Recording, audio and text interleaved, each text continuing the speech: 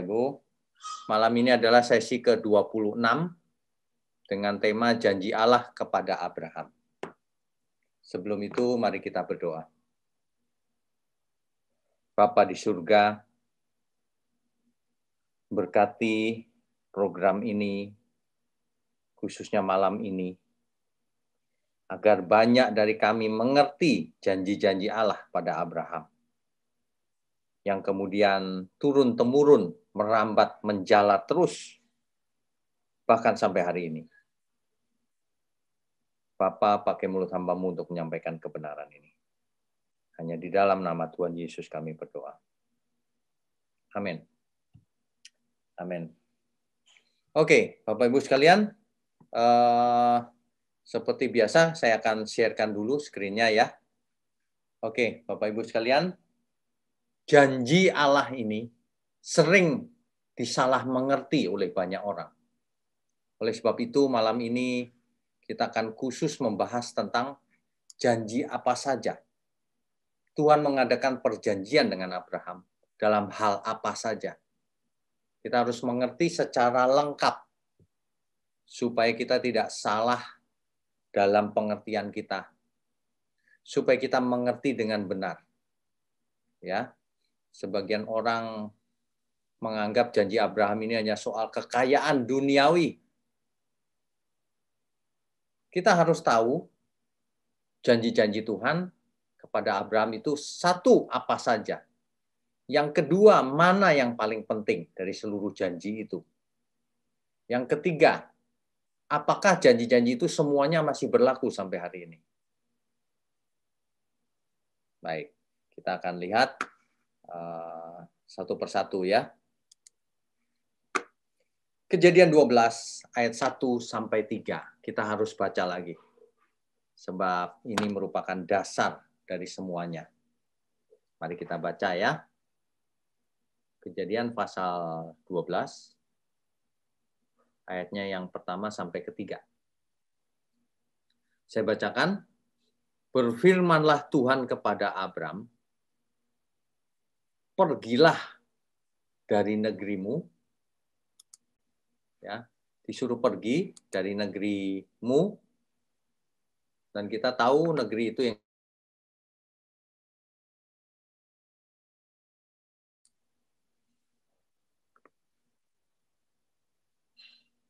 saya ulangi, saya bacakan ya. Kejadian 12 ayatnya yang pertama. Berfirmanlah Tuhan kepada Abram. Waktu itu Abraham namanya masih Abram. Pergilah dari negerimu dan dari sanak saudaramu dan dari rumah bapamu ini ke negeri yang akan kutunjukkan kepadamu. Abram disuruh Tuhan untuk keluar dari negerinya, yaitu Ur Kasdim. Ke mana? Ke negeri yang nanti ditunjukkan Tuhan. Belum tahu. Ya. Oke, ayat keduanya. Aku akan membuat engkau menjadi bangsa yang besar dan memberkati engkau, serta membuat namamu masyhur, dan engkau akan menjadi berkat. Ayat ketiga, aku akan memberkati orang-orang yang memberkati engkau, dan mengutuk orang-orang yang mengutuk engkau. Dan olehmu semua kaum di muka bumi akan mendapat berkat. Kejadian 12 ayat 1-3 ini menjadi dasar dari ayat-ayat berikutnya. Ya, sebentar saya share dulu screen-nya. Ya. Jadi kejadian 12 ayat 1-3 tadi sudah kita baca. Abraham disuruh keluar dari negeri asal, Ur Kasdim, ke negeri yang akan ditunjukkan Tuhan. Tuhan akan membuat keturunan Abraham menjadi bangsa yang besar. Tuhan memberkati Abraham dan membuat namanya menjadi masyhur. Dan Abraham akan menjadi berkat. Dan yang ini luar biasa nih. Sebagai pembelaan Tuhan bagi Abraham, Tuhan akan memberkati orang yang memberkati Abraham. Tuhan akan berbuat baik kepada orang yang berbuat baik kepada Abraham. Dan mengutuk orang yang mengutuk Abraham. Terjemahan ini pernah kita bahas. Sebenarnya terjemahannya adalah yang lebih mencerminkan keadaan yang sebenarnya. Dan mengutuk orang yang anggap enteng, menganggap remeh Abraham. Tuhan serius membela Abraham sebab ada misi yang sangat penting yang dititipkan kepada Abraham dan generasi keturunannya. Ya, ini merupakan janji. Janji-janji yang pertama kita akan bahas dari yang pertama. Ya, janji yang pertama.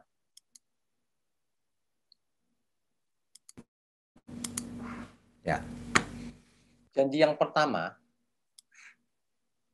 Allah akan memberikan, Tuhan akan That's what I memberikan. reckoned.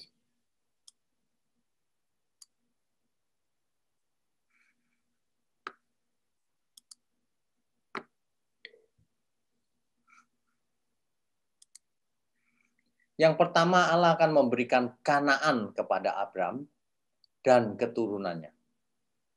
Nanti, kalau kita baca kisahnya di minggu-minggu mendatang, ayat demi ayat kita akan sisir satu persatu, sangat rinci. Nah, nanti kita akan mendapatkan bahwa Abraham berjanji akan memberikan Kanaan kepada Abraham dan keturunannya. Dan janji itu diulang-ulang. Nanti detailnya minggu-minggu ke depan kita akan menyusuri ayat demi ayat sampai pasal 25 dan Abraham mati akhirnya. Ya. Kejadian 15 ayat 1 contohnya, pada hari itulah Tuhan mengadakan perjanjian dengan Abraham serta berfirman, kepada keturunanmu lah kuberikan negeri ini, mulai dari sungai Mesir sampai ke sungai yang besar itu, sungai Efrat. Jadi wilayahnya besar sekali sebenarnya. Ya. Dan itu diulang-ulang oleh Tuhan kepada Abraham. Janji Tuhan kepada Abraham adalah soal tanah Kanaan di bumi, yaitu Israel dan sekitarnya itu sebenarnya. Janji itu, tanah itu akan diberikan kepada keturunan Abraham. Makanya janji itu sampai hari ini kita melihat bahwa tanah Israel berdiri lagi menjadi milik keturunan Abraham. Ya, kita lihat di peta, petanya ada di situ.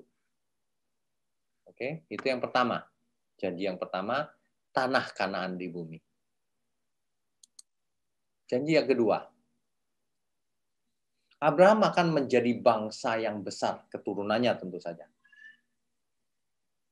Kita tahu bahwa Sarai itu, yang namanya masih Sarai ya, nanti menjadi Sarah.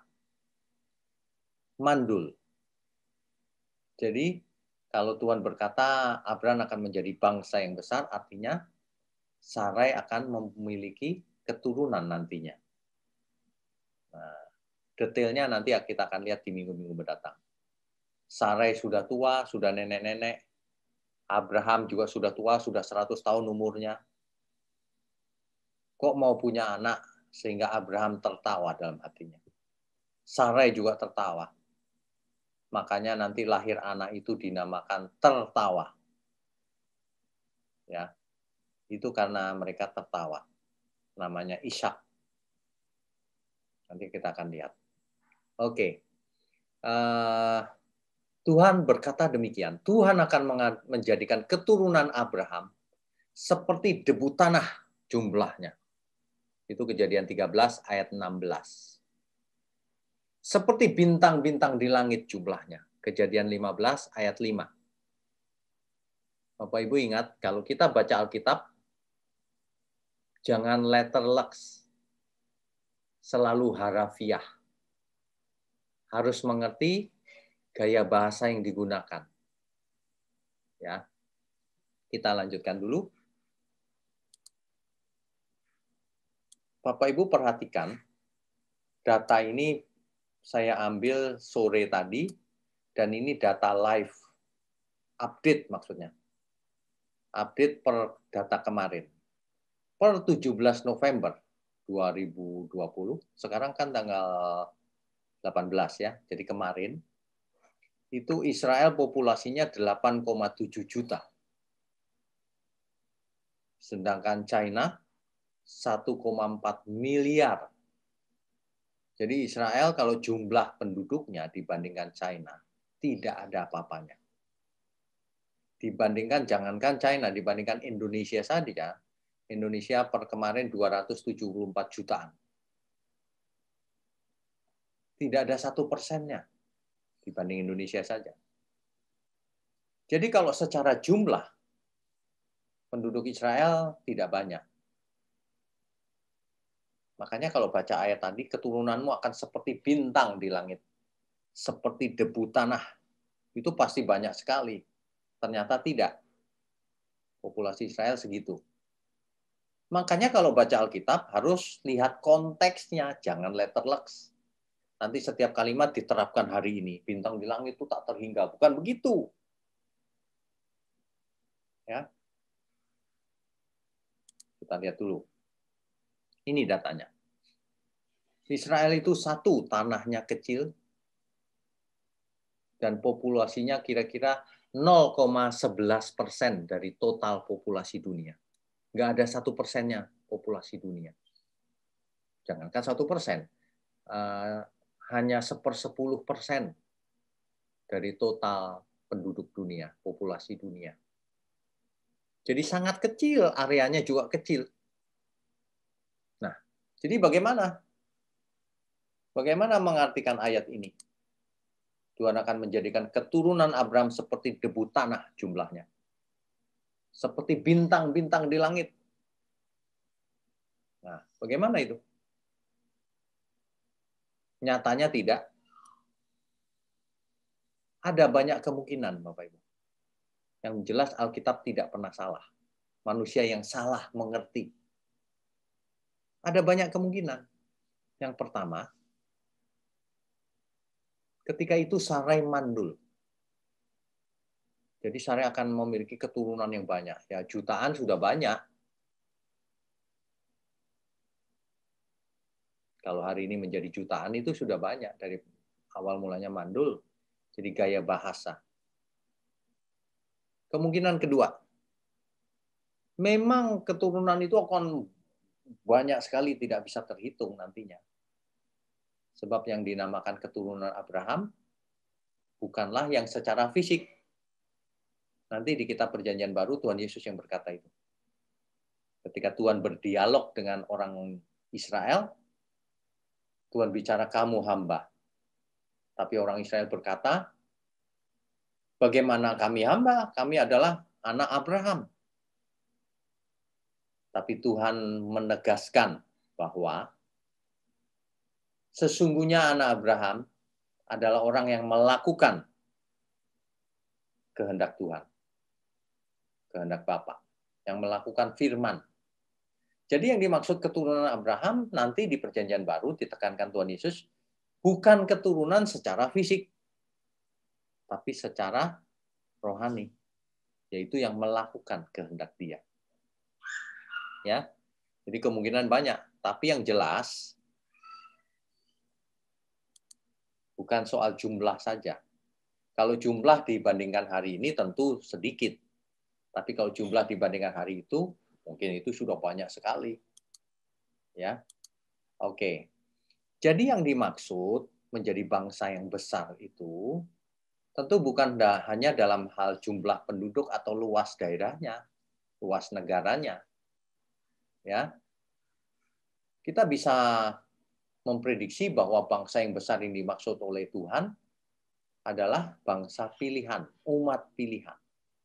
Besar dalam arti bukan hanya jumlah, tapi pilihan. Hari ini kita lihat besarnya dalam hal militer. Kuat sekali meskipun negaranya kecil. Dalam hal politik, keuangan yang menguasai keuangan dunia. Orang-orang Israel. Yang menguasai iptek juga orang Israel. Jadi bangsa yang besar. Bukan besar dalam jumlah atau area luas negaranya ya. Oke, kita lanjutkan. Yang ketiga, poin yang ketiga. Tuhan memberkati Abraham. Kan tadi ayatnya sudah kita baca. Dan itu terjadi. Selama hidupnya, Abraham hidup diberkati secara jasmani. Ia kaya raya, emasnya banyak, perak, dombanya banyak, kambingnya banyak, hamba-hambanya banyak. Secara jasmani ia kaya raya. Dan ia juga terkenal menang perang terhadap raja-raja yang menculik Lot. Itu nanti kita bahas minggu depan. Menang perang dan sebagainya. Jadi Abraham juga terkenal di zaman itu. Dan tentu saja Abraham akan diberkati secara rohani. Itu sudah pasti. Sebab ia memiliki persekutuan dengan Tuhan secara eksklusif. Kalau kita baca kisahnya, kita akan melihat Allah menemui Abraham. Tuhan menampakkan diri pada Abraham. Dan Tuhan datang bersama malaikat menemui Abraham. Oh, ini luar biasa. Tokoh yang satu ini diperlakukan luar biasa oleh Tuhan. Abraham mendapatkan pembelaan yang luar biasa dari Tuhan. Masih ingat tadi? Barang siapa yang memberkati kamu atau berbuat baik kepada kamu, aku akan berbuat baik kepada mereka. Memberkati mereka. Tapi barang siapa yang menganggap remeh atau anggap enteng kamu, aku akan mengutuk dia, menghancurkan dia. Pembelaan Tuhan kepada Abraham luar biasa. Nah, keturunan Abraham menikmati berkat itu sampai hari ini. Poin yang ketiga ya, Bapak Ibu ya. Jadi Abraham diberkati ya. Kaya raya ya. Tapi yang lebih penting bukan kaya rayanya, rohaninya. Karena Tuhan menampakkan diri kepada Abraham beberapa kali. Ya. Nah, oke, kita lanjutkan dulu ya. Yang keempat, poin keempat. Tuhan membuat nama Abraham masyhur. Di zamannya saja, Abraham sudah masyhur. Di kalangan raja-raja, Abraham sudah masyhur. Ya, ia ke Mesir, bertemu Raja Mesir. Hubungannya baik. Nanti ketemu Abimelek, ia juga mempunyai hubungan yang baik, bahkan mengadakan perjanjian dengan Abimelek. Ya, ini di Rabu-Rabu mendatang. Nah, jadi di zamannya saja Abraham sudah masyhur. Abraham dibuat Tuhan namanya akan masyhur. Abraham kita tahu ia menjadi tokoh leluhur, patriark yang pertama. Sehingga sangat dikenal di antara orang Israel, bahkan seluruh dunia sekarang. Mereka bangga sebagai anak Abraham, keturunan Abraham. Ya. Nah, kemudian orang Kristen mengenal Allah yang benar adalah Allahnya Abraham, Ishak, dan Yakub. Nama Abraham luar biasa dipakai sebagai embel-embel bahwa Allah yang benar itu Allahnya Abraham. Menjadi masyhur. Nama Abraham disebut-sebut di Alkitab. Muncul di Alkitab sebagai tokoh-tokoh yang penting. Tokoh yang penting. Dan Abraham terkenal sebagai bapak orang beriman. Nama Abraham menjadi masyhur sesuai dengan janji Tuhan. Ya. Oke. Poin kelima. Abraham akan menjadi berkat. Firman Tuhan berkata begini. Hiduplah di hadapanku dengan tidak bercela. Jadi kalau Abraham disuruh hidup tidak bercela, mengapa? Karena Tuhan mau membuat perjanjian dengan Abraham.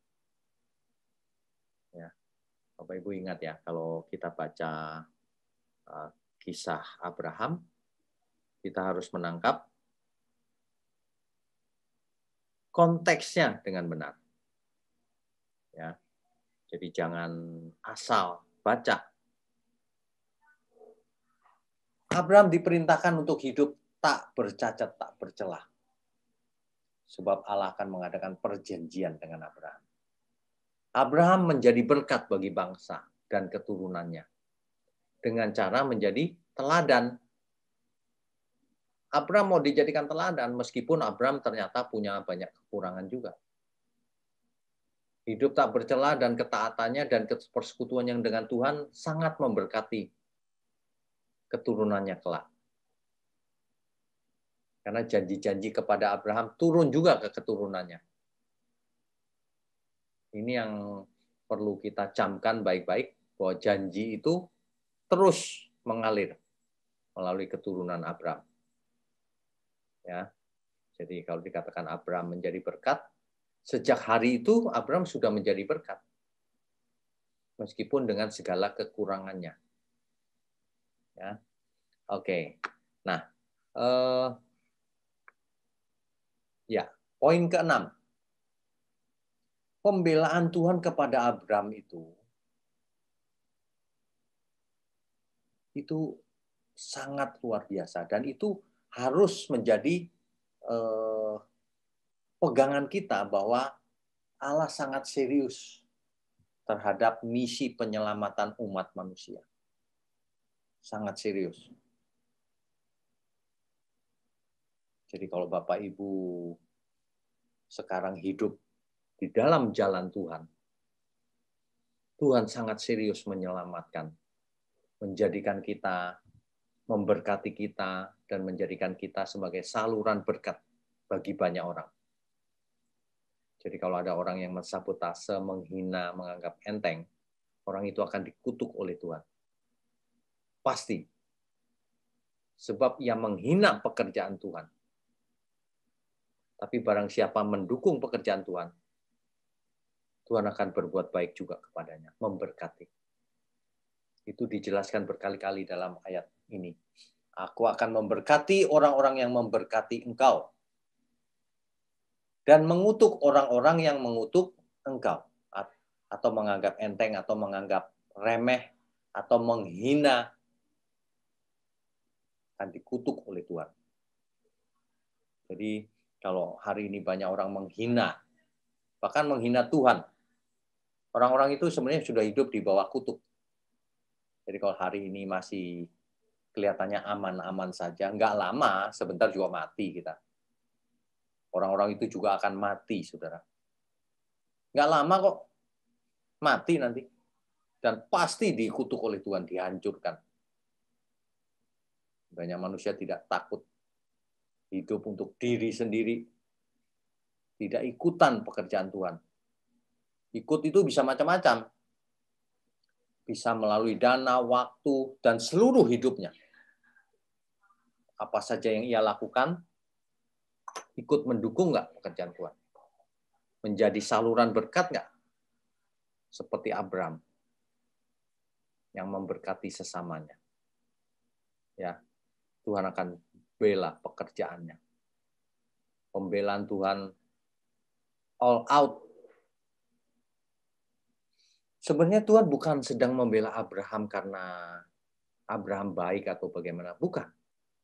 Karena Abraham dititipi misi penyelamatan umat manusia melalui Abraham. Ya. Tuhan memastikan misi utama melalui hidup Abraham tidak terganggu. Sehingga seluruh kaum di muka bumi dapat mengakses berkat itu. Berkat yang dijanjikan oleh Tuhan melalui Abraham dan keturunannya. Ini poin ke-6. Poin ke-7.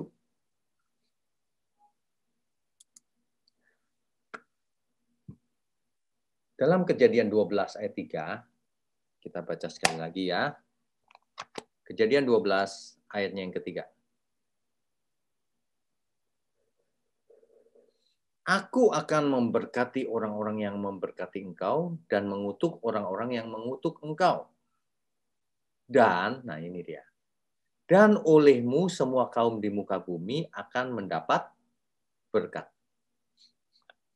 Ingat baik-baik. Olehmu semua kaum di muka bumi. Bukan hanya sebagian. Semua kaum di muka bumi, seluruh manusia di muka bumi akan mendapat berkat. Itu olehmu, oleh Abraham, melalui Abraham. Maka semua manusia di muka bumi akan mendapat berkat. Jadi yang ditawarin berkat itu seluruh manusia, bukan sebagian manusia. Makanya teori predestinasi pasti salah. Setiap ayat yang kita baca tidak pernah Allah memilih sebagian selamat, sebagian dibinasakan. Nggak ada itu di Alkitab. Ini contohnya. Olehmu semua kaum, semua manusia di muka bumi akan mendapat berkat. Itu maksudnya. Ya, Kejadian 12 ayat 3. Nah, berkat ini jangan diartikan berkat kekayaan. Saya perhatikan banyak sekali orang-orang yang sering bicara soal berkat Abraham.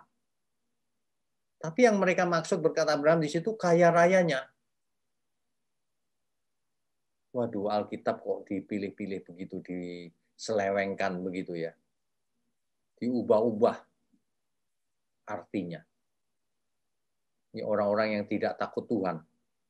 Tidak mau belajar lagi. Sudah tidak mengerti tapi tidak mau belajar. Sudah tidak tahu, nggak mau belajar. Dikasih tahu, tidak mau tahu. Itu namanya menganggap enteng didikan Tuhan. Orang yang demikian sudah hidup di bawah kutuk sebenarnya. Karena ia tidak mungkin mengasihi Tuhan dengan benar. Sebab ia suka-suka sendiri. Berkat ini bukan berkat kekayaan saja. Kalau soal kekayaan, keturunan Abraham yang diberikan warisan itu, warisan tanah, bangsa yang besar. Bukan umat percaya perjanjian baru. Harus ingat itu. Berkat ini sebenarnya adalah penggenapan dari Kejadian 3 ayat 15. Bapak Ibu yang baru ikut sekali dua kali, diulang dari sesi awal. Online Bible Study ini sudah kita bahas. Proto-Evangelion atau Proto-Evangelium. Kejadian 3 ayat 15. Injil yang pertama. Berita baik yang pertama. Adam yang harus binasa. Ternyata diperpanjang oleh Tuhan agar memiliki keturunan. Dan melalui keturunan Hawa akan meremukkan kepala si ular. Nah, ini sebenarnya adalah janji mesianik. Janji akan datangnya Mesias. Itulah yang akan digenapi dalam hidup Abraham dan keturunannya. Nah, ya, jadi itu yang dimaksud olehmu kaum di seluruh muka bumi akan mendapat berkat, semua kaum. Artinya semua kaum di muka bumi akan mendapat kesempatan, akan diberi tawaran karena Mesias akan mati buat semua manusia. Jadi berkat yang dimaksud yang sampai ke seluruh kaum di muka bumi yaitu keselamatan bagi umat manusia, bukan berkat jasmani. Mesias lahir dari orang Yahudi. Itu maksudnya. Coba kita baca Yohanes 4 ayat 22. Yohanes pasal 4 ayat 22.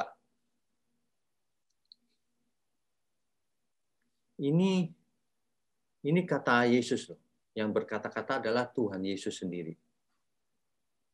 Kamu menyembah apa yang tidak kamu kenal, kami menyembah apa yang kami kenal, sebab keselamatan datang dari bangsa Yahudi. Keselamatan datang dari bangsa Yahudi. Maksudnya apa? Maksudnya Sang Mesias lahir dari bangsa Yahudi. Yesus lahir dari bangsa Yahudi. Memang ini sudah dinubuatkan. Jadi banyak orang tidak percaya. Ya. Melalui Israel kita mengenal Allah yang benar, yaitu Allahnya Abraham, Ishak, dan Yakub. Serta peninggalan historis yang sampai hari ini ada. Bukti-bukti Alkitab kita benar. Bangsa Israel masih ada. Tetapi seluruh bangsa yang ada di Alkitab yang disebut-sebut Edom dan sebagainya sudah tidak ada hari ini. Tapi Israel tetap ada. Mengapa? Karena Israel inilah yang akan menjamin berkat itu sampai ke ujung bumi. Berkat itu melalui Israel, seluruh kaum di muka bumi akan mendapat berkat. Jadi Israel dijagai Tuhan sampai nanti Tuhan Yesus datang kembali sebagai saksinya. Kalau kita membaca di kitab Wahyu, itu ada 2 saksi di akhir zaman. Yang pertama, yang memiliki kesaksian Yesus. Yang pertama, yang memiliki hukum. Kalau kita bicara hukum di lingkungan orang Yahudi ini, karena Alkitab kita, meskipun kitab Wahyu yang menulis orang Yahudi. Kisahnya tentang orang Yahudi juga. Karena ini sastra Yahudi sebenarnya, meskipun ditulis dalam bahasa Yunani. Jadi kitab Wahyu menulis di sana, berkisah bahwa Mesias itu, ya,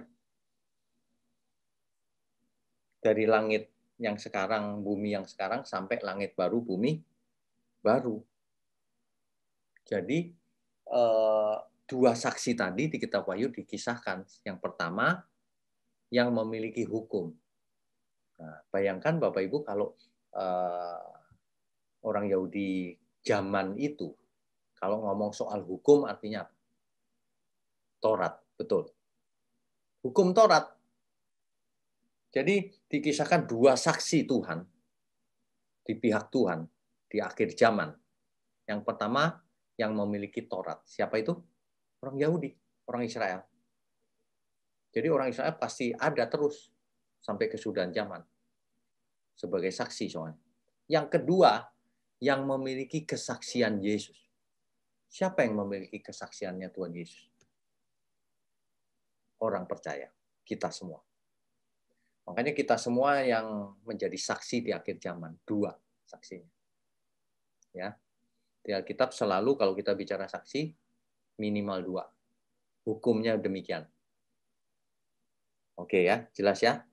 Jadi melalui Israel, kita mengenal Allah yang benar. Peninggalan historisnya ada semua. Melalui Israel juga dan kita akan menjadi saksi di akhir zaman. Biarlah orang melihat hanya Israel dan orang percaya saksinya. Tidak ada yang lain. Itulah sebabnya saksi Tuhan ini akan dimusuhi oleh antikris. Itu sebabnya saksi Tuhan ini, 2 ini, musuhnya pasti setan. Sebab kalau satu memegang hukum Tuhan, satu pengenalan kesaksian Kristus, dimusuhi, pasti musuhnya dari pihak kegelapan, pasti. Ya. Kalau Bapak Ibu mengerti kebenaran ini secara lengkap, maka kita akan melihat suasana dunia ini kita mengerti. Ya. Jadi kita belajar tentang Abraham bukan mau berhenti di zaman itu. Dampaknya sampai hari ini. Bahwa Israel berdiri sekarang. Bahwa ialah yang mewarisi dan memperkenalkan Allah yang benar. Bahwa nanti sampai akhir zaman, orang percaya dan Israel yang akan menjadi saksi Kristus. Saksi Tuhan. Sehingga banyak orang kalau mau tahu Tuhan yang benar, 2 saksinya. Tanya pada Israel, tanya pada orang percaya, orang Kristen. Ya. Oke, kita lanjutkan. Jadi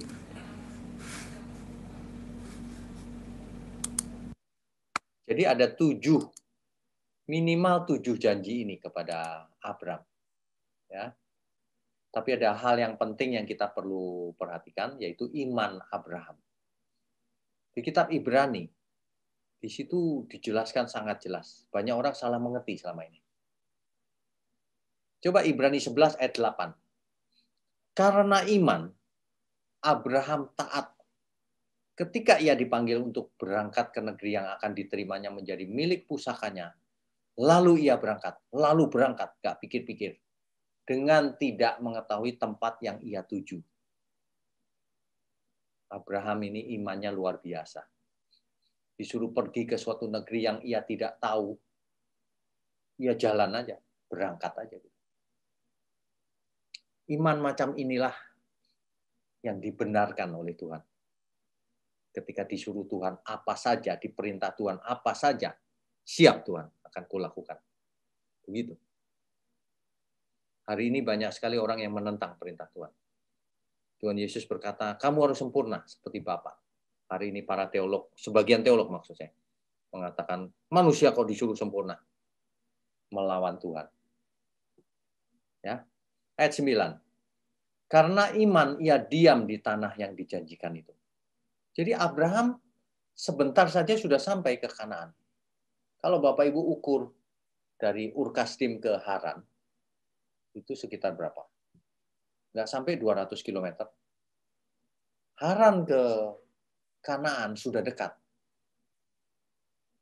Paling 100 km belum tentu ada, kurang lebih. Jadi Abraham sudah sampai di Kanaan. Sebentar saja sudah sampai. Tapi ayat 9, Ibrani 11 ayat 9 berkata apa? Karena iman ia diam di tanah yang dijanjikan itu. Seolah-olah di suatu tanah asing. Abraham merasa ia ada di tanah asing. Dan di situ ia tinggal di kemah dengan Ishak dan Yakub. Nanti Ishak dan Yakub juga kemahnya di sana. Yang turut menjadi ahli waris janji yang satu itu. Ayat 10. Sebab ia menanti-nantikan kota yang mempunyai dasar, yang direncanakan dan dibangun oleh Allah. Di perjanjian baru, pengetahuan bertambah. Ditulis dalam kitab Ibrani, sesungguhnya Abraham tidak menanti-nantikan tanah yang dijanjikan itu di bumi. Sesungguhnya Abraham tidak menantikan Kanaan.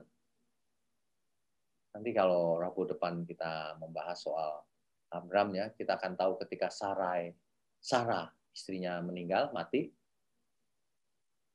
ia membayar loh, membeli tanah itu. Padahal orang-orang menawarkan gratis, ini kan milikmu, terserah kau. Tapi Abraham tetap mau bayar. Ia merasa asing di tanah Kanaan di bumi ini. Dan di situ ia tinggal di kemah. Kemah, bukan rumah. Sementara maksudnya. Dengan Ishak dan Yakub. Ya. Yang ia nantikan adalah kota yang mempunyai dasar. Yang direncanakan, yang dibangun oleh Allah. Bukan yang di bumi. Ya. Ini kita harus mengerti loh. Banyak orang mengertinya surga itu di bumi. Tanah perjanjian di bumi. Abraham belum sampai Kanaan. Salah mengerti semua. Makanya bacanya mesti benar. Ya. Ayat berikutnya 13. Dalam iman mereka semua ini telah mati sebagai orang-orang yang tidak memperoleh apa yang dijanjikan itu. Jadi sebenarnya ketika Abraham sampai di Kanaan, Tuhan berkata, negeri ini akan kuberikan kepada keturunanmu.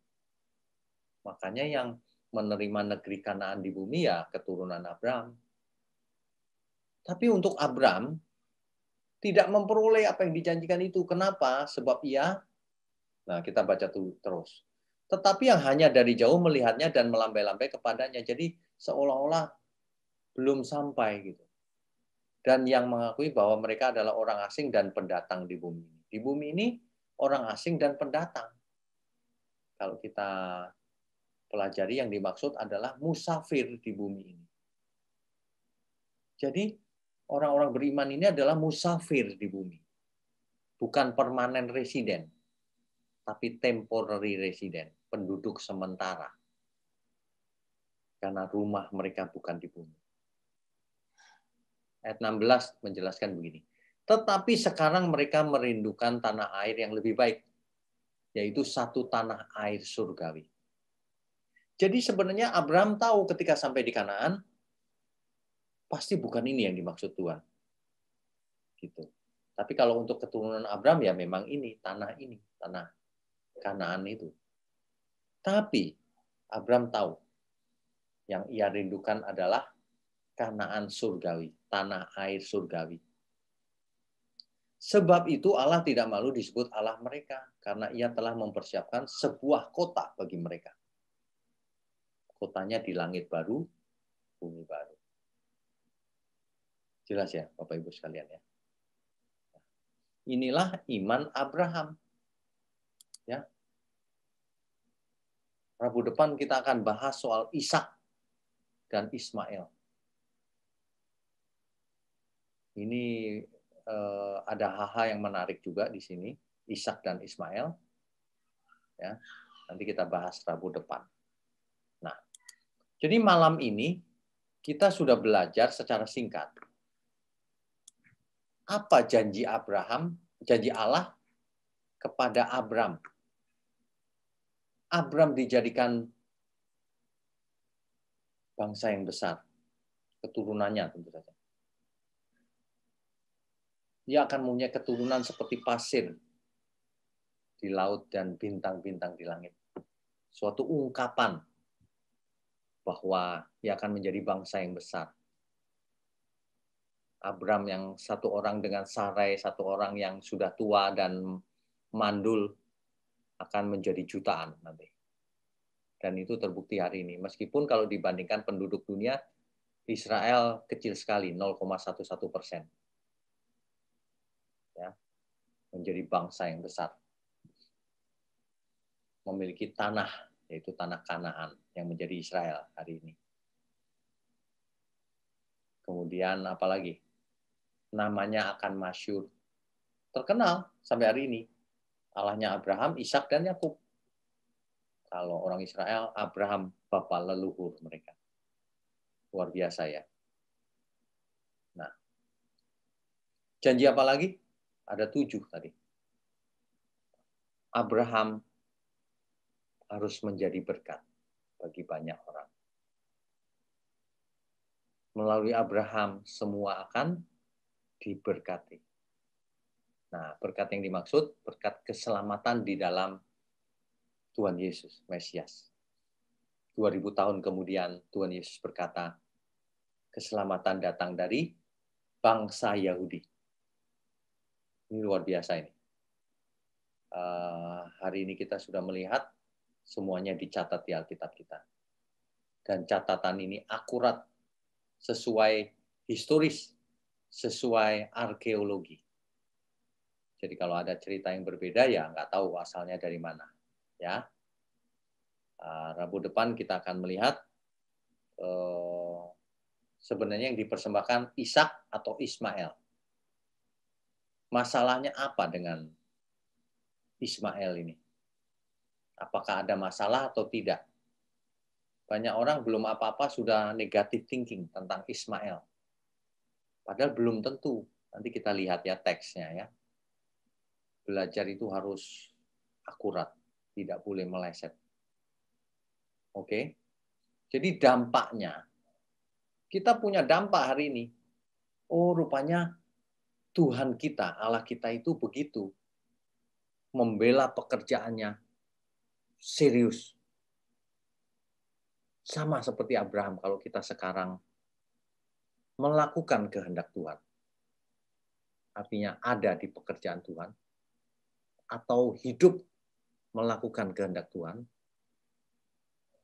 maka Tuhan akan melindungi kita. Maka Tuhan akan membela kita. Pembelaan Tuhan itu luar biasa pasti. Sebab roh Allah tinggal dalam diri kita. Pembelaan ini jangan diartikan, oh pasti kaya di bumi dan seterusnya. harus ingat, tujuan semuanya ini adalah keselamatan. Bukan keselamatan tubuh kita, tapi keselamatan jiwa kita. Bukan keselamatan secara fisik tubuh ini, tapi keselamatan jiwa. Itulah sebabnya Abraham tahu ia merindukan kota yang dibangun oleh Allah sendiri. Langit baru, bumi baru. Ia hanya melambai-lambai, belum dapat. Nanti. Ya. Oke. Jadi hari ini kita belajar sesuatu yang luar biasa. Kalau Allah berjanji, ia pasti tepati. Kiranya kita semua menjadi anak-anak Abraham. Bukan anak dalam arti fisik atau genetik, tetapi anak karena melakukan kehendak Tuhan. Sesuai dengan perkataan Tuhan Yesus. Amin ya. Amin.